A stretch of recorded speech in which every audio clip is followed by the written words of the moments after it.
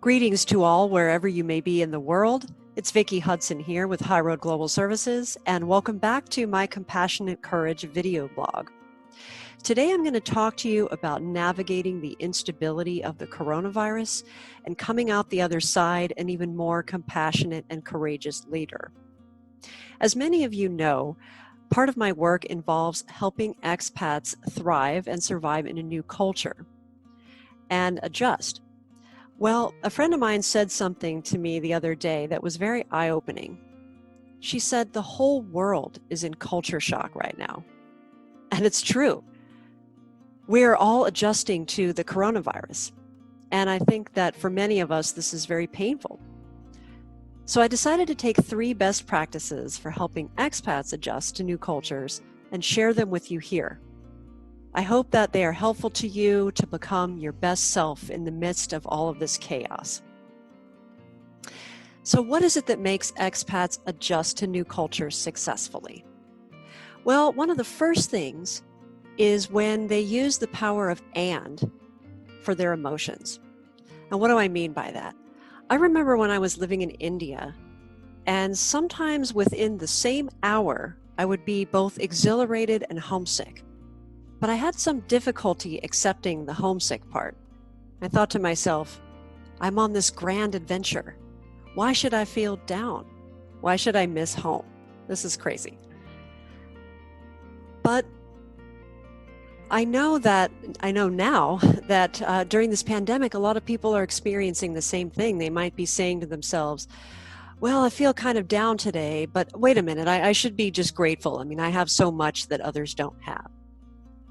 And that may be true, but by acknowledging all of our inner landscape, we actually get back to resilience more quickly.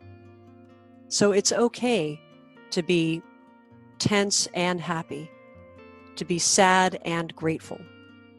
And when you allow for it all, you hold the space for things that seem contradictory. And by doing so, you get back to that place of resilience.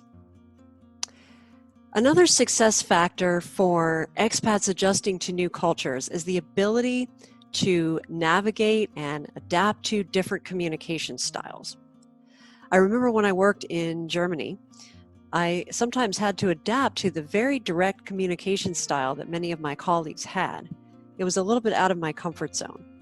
But over time, I learned to be very clear and concise while maintaining my sort of trademark empathetic tone with many of my teammates. Some people are communicating in the pandemic in very different ways than others, and I think we need to take that into account. Some are communicating with calmness. Some might be more indirect. Some might even be lashing out. While there are some people you may not be able to reach, you can really be effective with most people by recognizing their behavior style and flexing a little bit to connect with them. Now, you might be wondering, how do I stay true to myself in that process if I'm flexing and adapting? So picture with me one circle inside of another.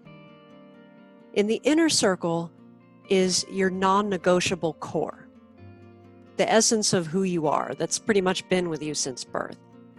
You might even say this is the things you can't compromise. In the outer circle is your adaptable self. This is the self that can adapt when new information or new perspectives come along. So you can do both. You can maintain your non-negotiable core, but also be adaptable, and you can be adaptively authentic. So see your way of communicating and being in this pandemic as one way, but not the only way. And the last success factor for expats adjusting to new cultures is how those new cultures can expand you as a person. When I lived in Nepal, I remember being fascinated by the interconnectedness of the society. There was a real sense of community there that I was experiencing in a way I'd never had before. And when I came back to live in the US, I decided to take some of that Nepali connection and bring that to my life here.